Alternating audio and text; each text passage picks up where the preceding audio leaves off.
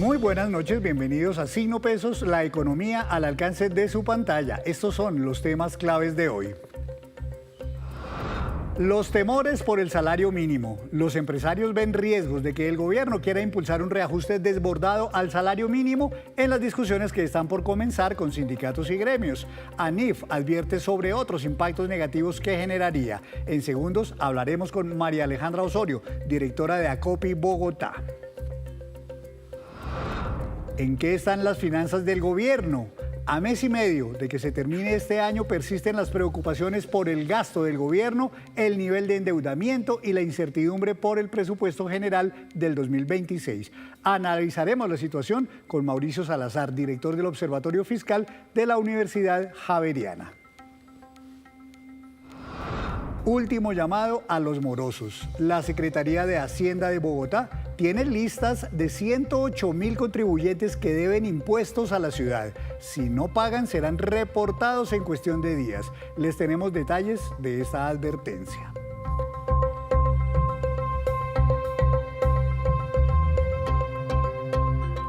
Y comenzamos esta emisión de Signo Pesos hablando de un proceso que se avecina y que tiene preocupados a todos los empresarios. Hablo de la concertación para fijar el nuevo salario mínimo que regirá en 2026. Doctora María Alejandra Osorio, directora de ACOPI en Bogotá y Cundinamarca, buenas noches, bienvenida a Signo Pesos. Muy buenas noches, Henry, para ti y para toda la audiencia. Doctora, ¿qué tan importante, tan relevante resulta para ustedes esa fijación del salario mínimo para el próximo año? Bueno, esta es una conversación que tenemos cada año y yo quiero empezar resaltando la importancia de mantener y respetar a cabalidad la mesa de concertación. La mesa de concertación es un espacio constitucional que le permite de manera democrática en el sistema colombiano definir una cifra y a dar una discusión sana con cifras sobre la mesa de manera técnica y guiado pues por todas las propuestas que lleven los diferentes actores de esa mesa para llegar a la mejor versión posible de ese aumento salarial.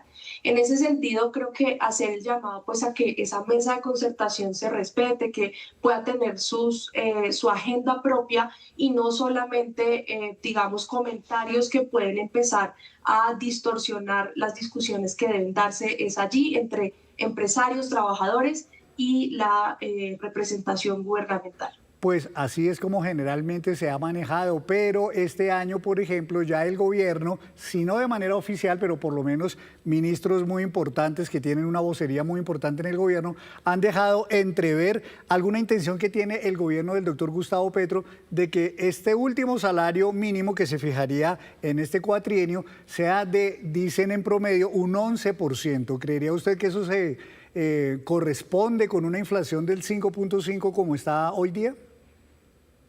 Bueno, lo primero es señalar que esta no es una cuestión únicamente que haya hecho el gobierno Petro. Esto se ha presentado en otros finales de gobierno y realmente lo que vemos es una medida más de tipo electoral, una medida un poco más acomodada a circunstancias políticas que a una cuestión salida, digamos, de los cabellos. Yo creo que es muy importante que se respete la mesa de concertación. Primero que todo. Segundo, el año pasado también tuvimos comentarios antes de la mesa, de que se instalara la mesa de concertación por parte de otros ministerios y esto fue uno de los debates que se tuvo y lo que se menciona es, pueden mencionarse desde diferentes voces propuestas, pero lo cierto es que es solamente en la mesa de concertación donde se deberán llevar las propuestas por parte de esta tripartita. Hace algunos meses, un par de meses tal vez, cuando se realizó el Congreso de FENALCO en Cartagena, revelaron una encuesta que decía que el 59% de los empresarios tenían una seria preocupación por la suerte del salario mínimo para el 2026. ¿Por qué es tan importante y tan preocupante que eventualmente ese aumento sea muy elevado, muy por encima de la meta de inflación? Bueno, yo creo que la preocupación del incremento del salario mínimo viene cada año, pero este año en particular se acompaña de la aprobación de la reforma laboral, que tiene unos incrementos importantes para el ajuste salarial que tienen los empresarios que asumir dentro de sus plantas. Entonces, allí hay que tener en cuenta que no solamente son los costos directos, sino los costos indirectos que deben asumir el sector empresarial, como son primas, intereses de cesantías, vacaciones, aportes a pensión y salud, que hacen parte de todos esos sistemas de seguridad social que hacen que hoy los trabajadores formales pues puedan tener todo lo correspondiente cubierto. Pero a esto también hay que añadir que en particular estamos en una coyuntura donde la economía hoy crece principalmente con base en la informalidad. Lo hemos visto, si bien la cifra de desempleo ha venido disminuyendo, lo que encontramos es que crecen los cuenta propia y los cuenta propia lo que reflejan básicamente es un aumento en la informalidad, en los ingresos que no superan el salario mínimo, y en ese sentido esta discusión termina no siendo relevante para más del 50% de la economía del país, que gana menos de esos ingresos de salario mínimo. Adicionalmente a eso, pues tenemos políticas que han sido todavía ineficaces y que se han quedado muy cortas, como la política de reindustrialización y también las políticas relacionadas con los incrementos energéticos que vienen siendo costos cada vez más complicados para el sector empresarial. Lo estamos viendo y viviendo tanto a nivel de la costa atlántica, que son quienes más lo padecen, pero en todo el país un incremento importante en las facturas de energía eléctrica y de todas las formas de combustión para calderas y para todo el tema energético de las empresas. Entonces, no solamente son los costos laborales lo que preocupa hoy al empresariado, sino todo el panorama de la economía que genera una alta incertidumbre. Claro, súmele que también además el gobierno está tramitando una ley de financiamiento en el Congreso para poder financiar precisamente el presupuesto general de la Nación, que seguramente podría traer, si se aprueba, nuevos gravámenes para el empresariado colombiano. Este año, como siempre, el Ministerio de Trabajo será el que abandere estas discusiones de salario mínimo. Con ese ambiente un poquito caldeado este año por tantas cosas que están afectando a la economía colombiana, ¿cree que sea también un poco más difícil llegar a un acuerdo sobre el salario mínimo? Bueno, hay un ambiente un poco tenso, pero lo cierto es que desde Acopi hemos señalado que estamos en la disposición de asistir a la mesa. Estamos esperando pues que se hagan las citaciones de manera formal para iniciar el cronograma de actividades que allí se establece, donde hay la presentación de los estudios, de las cifras oficiales por parte del DANE, y pues nosotros estamos hoy en total disposición de asistir y participar. Ahora bien, también hay que tener en cuenta que la situación fiscal, como lo acaba usted de mencionar, también influye en este panorama, y allí ANIF también ha venido haciendo una serie de señalamientos que son muy importantes, donde se argumenta que podrían haber sobrecostos fiscales que podrían ascender hasta en un 1,12 billones de pesos si el incremento llegase a ser el 11%, que es de lo que se han escuchado algunos comentarios por parte del gobierno Petro. Claro, es que el gobierno se le olvida a veces que lo que suban en el salario mínimo también le termina golpeando las finanzas a Colpensiones, que tiene prácticamente el 80% de pensionados recibiendo esa remuneración justo de un salario mínimo. Luego también allí habría un efecto. Doctora María Alejandra, ¿usted pensaría que sumada a la reforma laboral, que ya trajo unos sobrecostos que algunos calculan entre 18 y 30% en el empresariado, sumado a una nueva ley de financiamiento, sumado eventualmente también a un incremento desbordado del salario mínimo, puede terminar, por ejemplo, afectando duramente la estabilidad de muchas empresas y también golpeando, por ejemplo, la formalización laboral, que es lo que todos quisiéramos? Bueno, hoy de hecho tenemos cifras ya de un aumento de las empresas que se encuentran en procesos de liquidación, de reorganización empresarial, y también hay otra cifra que viene alarmando mucho en el sector empresarial, y es que viene ralentizándose la creación de empresas. Y esto lo que significa es que si hay menos unidades productivas que puedan absorber a todo ese mercado laboral y a esa fuerza laboral que está buscando trabajo y que necesita encontrar oportunidades, pues eso también va ralentizando la posibilidad de la reactivación económica y de tener empleos formales y bien remunerados, y también reactiva lo que nosotros hemos venido llamando la desformalización empresarial, que termina derivando en desformalización laboral, lo cual es muy grave para un país como Colombia, que necesita reducir sus tasas de desigualdad laboral, pero también a nivel de la pobreza y de otras cifras económicas y sociales que nos aquejan. Pues esperaremos entonces, doctora María Alejandra, que se citen ya formalmente estas reuniones para concertar el salario mínimo. Esto será seguramente en los primeros días de diciembre, si no en los finales de este mes de noviembre. Y bueno, ojalá entonces reine allí la razón y la mesura a la hora de llegar a sus acuerdos. Gracias, doctora María Alejandra, por estar aquí en Signo Pesos. Bueno, usted, Henry, un gusto y saludos a toda la audiencia. Cambiamos de tema porque el próximo 10 de diciembre la Secretaría Distrital de Hacienda reportará a la Contaduría General de la Nación una lista con más de 108.000 contribuyentes que están morosos, que le deben impuestos a Bogotá. Esas deudas suman más de 7 billones de pesos, recursos que dicen la ciudad espera recuperar para fortalecer la inversión pública y financiar programas en beneficio de los bogotanos. Los reportados serían personas naturales y jurídicas con deudas pendientes que valgan más de 7.117.000 pesos y que tengan además 6 meses o más de morosidad. En Hacienda Bogotá seguimos trabajando por recaudar la cartera que le adeudan a la ciudad. Queremos que los contribuyentes se pongan al día y eviten ser reportados en el boletín de deudores morosos del Estado de la Contaduría General de la Nación. Hacemos así una breve pausa, pero cuando regresemos espere cómo está la esperanza de vida en los países de América Latina. Ya nos vemos. Gracias por mantenerse conectado con Signo Pesos. Estamos a mes y medio de que termine este año 2025, que ha sido complicado en materia fiscal. Quiere decir en lo relacionado con las finanzas de la nación que maneja el gobierno central. Para analizar este tema, saludo al doctor Mauricio Salazar, director del Observatorio Fiscal de la Universidad Javeriana. Doctor Mauricio, buenas noches, bienvenido a Signo Pesos. Henry, teleaudiencia, buenas tardes para todas y todos. Muchos analistas dicen que el gasto sigue desbordado, que el gobierno no ha hecho caso de los llamados a que haga verdaderos recortes presupuestales.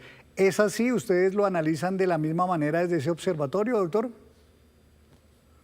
Henry, pues lastimosamente desde que se presentó el marco fiscal de mediano plazo, ya se anunciaba para 2025 un déficit que al parecer va a ser aún más grande, digamos, del que nos dijeron. Nosotros justo hicimos un reporte revisando a mitad del año el déficit sobre el pronóstico del crecimiento, ya está en 3.8. Entonces, si simplemente usted sigue la tendencia, llegaríamos a 7.6. Entonces, sí, parece ser que el déficit va a ser aún más grande. Por otro lado, cuando presentaron presupuesto, justo actualizaron plan financiero y aumentó el gasto primario, lo cual anticipa ya un mayor déficit. Y estos, digamos, movimientos sí al parecer dan cuenta de un gobierno que dijo, voy a romper la regla fiscal, pero aún anunciando eso, sigue gastando más aún de lo que anunció en junio. Que un gobierno, doctor, no haga los recortes presupuestales que debe hacer para efectos de tener unas finanzas sanas, ¿es un tema, como dice el gobierno, de inflexibilidad en el presupuesto, en los rubros diferentes de gasto, o es porque de verdad falta es más bien voluntad política? Se mezclan las dos y yo creo que lastimosamente la conversación no ha sido tan transparente para mostrar exactamente qué parte es inflexibilidad real y qué parte no. Y esto lo digo porque, por ejemplo, nómina, una vez que usted contrata algo, se vuelve inflexible y uno sí ve en los números que la nómina del Estado ha aumentado comparado con 2023 en algo así como 50.000 cargos. Entonces, 50.000 cargos, una vez que usted les da contrato laboral, ya se vuelven inflexibles y la pregunta en ese margen es qué parte pudo no haberse dado y qué parte sí se dio. Ahora, hay pensiones, salud, digamos, hay una serie de cosas que ya son inflexibles, digamos, de por sí, pero digamos que cuando uno se compara con otros países de la región, Colombia sí, digamos, lastimosamente resalta como uno que ha venido aumentando el déficit más y más. Y ahí la pregunta de qué parte era evitable y qué parte no, digamos, la estamos estudiando desde el observatorio fiscal, pero realmente es una parte difícil de responder, dado que no se entregan los datos con un nivel de desagregación tal que permita, digamos, responder esa pregunta que tú haces, qué parte sí, qué parte no. Lo cierto es que el gobierno hace anuncios y no los cumple, y esa parte sí, digamos, al menos no genera credibilidad. El recaudo tributario, que es la tarea principal de la DIAN y también es además la fuente principal de ingresos del gobierno nacional, tampoco se ha, digamos, correspondido con las metas que se han trazado. No han logrado recaudar todos los tributos que hubieran querido recaudar. Esto es falta de gestión de la DIAN, es falta, digamos, de regular mejor las capacidades de la DIAN para hacer ese cobro de impuestos, o de dónde proviene que ese recaudo todavía no llene las expectativas del mismo gobierno. Henry, 2023 es, digamos, un año espectacular en recaudo. Sin embargo, es un año espectacular porque aumentaron retenciones y autorretenciones. Y recordemos que de alguna forma esto, digamos, sí se puede entender como el gobierno para cuadrar sus cuentas sacrifica al sector privado y le cobra más retenciones. Ahora, 2024 se pronosticó un recaudo exageradamente alto. Recordemos que a principios de este año estábamos hablando de si se rompió la regla fiscal en 2024 y en ese momento el recaudo cayó 4 puntos del PIB relativo a lo que inicialmente nos habían dicho. 4 puntos del PIB es todo lo que se le mete al sector de educación en un año. Ahí el gobierno dijo que él no pudo anticipar esto. Ahora, en el presupuesto de 2025 tenemos metas, digamos, ya optimistas y en 2026 también. Entonces, hay una parte en la cual el gobierno ha sido no juicioso pronosticando ingresos. Ha dicho que los ingresos van a ser mayores de los que van a ser. Y también esta jugada que se viene dando en aumentar las retenciones, autorretenciones, hacen que mientras la distancia a junio entre la meta en el recaudo bruto, que es literalmente lo que va y va recogiendo como tal, sea de 0.4 puntos del PIB, en el recaudo neto estamos hablando de 1 punto del PIB. Y esta distancia es porque como ya hemos, digamos, subido el tema de adelantar impuesto de renta, al momento de devolver cada vez queda más y más. Lastimosamente, 2025 vuelve a ser un año en el que jugaron con eso, aumentaron retenciones, autorretenciones. Lo que quiere decir que 2026 el recaudo va a tener que caer y esta distancia en lo que efectivamente me queda va a ser mayor. Entonces, en parte la DIAN le ha faltado hacer una mejor gestión para reducir la evasión, pero también es cierto que el pronóstico que se ha hecho de ingresos ha sido muy optimista y dado eso, 2024, 25 y 26 van a ser 3 años en los cuales pronosticamos demasiado optimistamente los ingresos tributarios y lo que nos ha tocado es ajustar con deuda. El gobierno nacional, el Ministerio de Hacienda en particular, ha venido haciendo operaciones de deuda, recomponiendo un poco, digamos, los plazos para pagar, por ejemplo, los títulos de tesorería.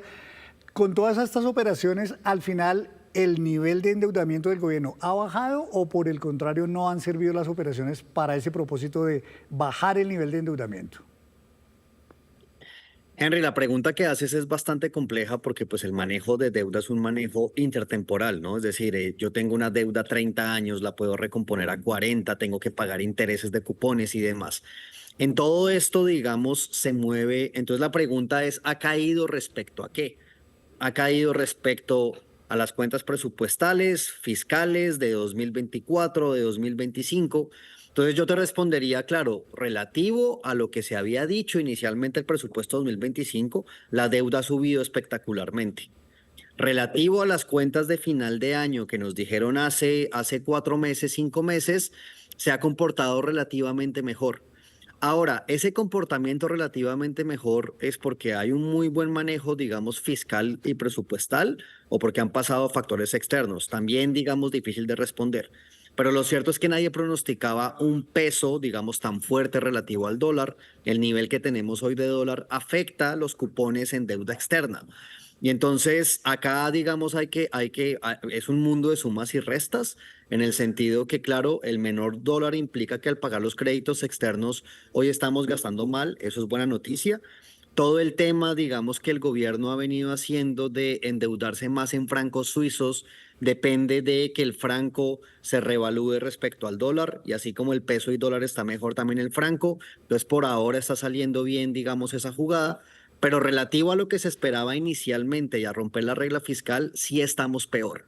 Entonces, depende del lugar de comparación. Sin embargo, lo que es cierto es que hay mucha incertidumbre en el mercado internacional y dado esto hay que estar muy pendientes de lo que pasa no solo ahorita, sino en el futuro. ¿Usted le ve chance a la aprobación de la ley de financiamiento que está cursando en este momento en el Congreso? ¿O cree que comenzando el año el gobierno va a tener que hacer la pela de hacer un recorte de más de 13 billones de pesos para poder ajustar la financiación del presupuesto general? Hace un año teníamos una ley de financiamiento menor que esta y no pasó. Estamos en año electoral tanto de presidenciales como de Congreso y pues se ve bastante improbable que lo logren aprobar. Hoy hubo la primera reunión, digamos, preliminar mostrando algunos elementos, fue puerta cerrada, no se conoce el documento. Hay un mes y 3 días en dado caso para conocer el texto, aprobarlo, pasar los 4 debates. Se ve bastante improbable, digamos, que se logre aprobar la ley de financiamiento cuando aún hoy no se conoce el texto. Apenas hubo una reunión mostrando las cuentas, que un poco muestran que el gobierno está siendo menos ambicioso en impoconsumo, según lo que podemos ver, que todavía nos llama la atención que ese es una renta territorial. He de decirlo, como observatorio fiscal no entendemos por qué una renta territorial la suma el gobierno como ingreso del gobierno nacional. Eso todavía, digamos, está por verse. Están siendo menos agresivos con el IVA a hidrocarburos. Con el tema de subir las rentas, las retenciones, perdón, laborales también se ven menos agresivos. Pero lo que es cierto es claro, de los 26 inicial recortaron 16, pero a un mes sin texto y con los tiempos electorales y el legislativo parece muy improbable y sí, parece ser que vamos a empezar 2026 haciendo aplazamiento del gasto. Pues habrá que ver entonces el comportamiento de ese proyecto de ley de financiamiento, doctor, en el Congreso y ver si el gobierno nacional en lo que resta de este año, que ya en realidad es muy poco, pues termina dándose la pela por hacer eventualmente algunos ajustes presupuestales. Doctor Salazar, muchas gracias por ayudarnos a entender el tema de las finanzas de la nación. Muchas gracias. Henry, a ustedes y ojalá todo el país esté pendiente de esto, de lo que haga el gobierno depende la salud, los subsidios, del sector eléctrico, todo. Entonces ojalá el país entero esté mirando qué pase y es un llamado a la acción para que planeemos entre todos el país. Así es, muchísimas gracias, doctor Salazar, por estar aquí en Signo Pesos. Y hablemos ahora de la petrolera estatal, porque volvieron a caer las ganancias de Ecopetrol. En el tercer trimestre cayeron un 29.8% y entre enero y septiembre 32%. La caída en las utilidades se suma a la fuerte disminución que ya se había registrado de 43% durante todo el año 2023 y de 22% durante el 2024. Sin embargo, la petrolera anotó que en el negocio de hidrocarburos la compañía alcanzó una producción de 751.000 barriles por día, que fue impulsada por campos clave en Colombia, como Caño Sur y el Permian en los Estados Unidos.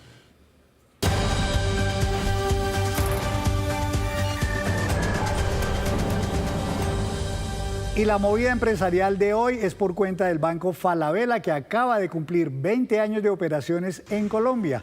La entidad anunció su nueva apuesta a futuro para consolidarse como un banco integral para los colombianos. Para ello, se ha fijado 2 metas estratégicas. De un lado, triplicar los saldos en cuentas de ahorro a través de costos de cero en las cuentas, mejores tasas de rentabilidad y beneficios exclusivos para sus clientes.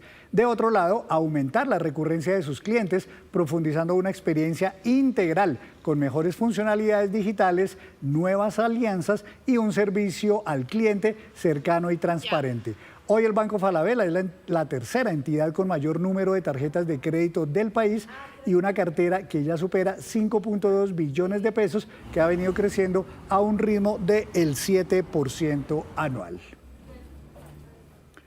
Y la Central de Riesgos TransUnion realizó un estudio sobre cómo se comporta el crédito en las generaciones de 18 a 30 años de edad, que suman en nuestro país 3 millones de jóvenes colombianos.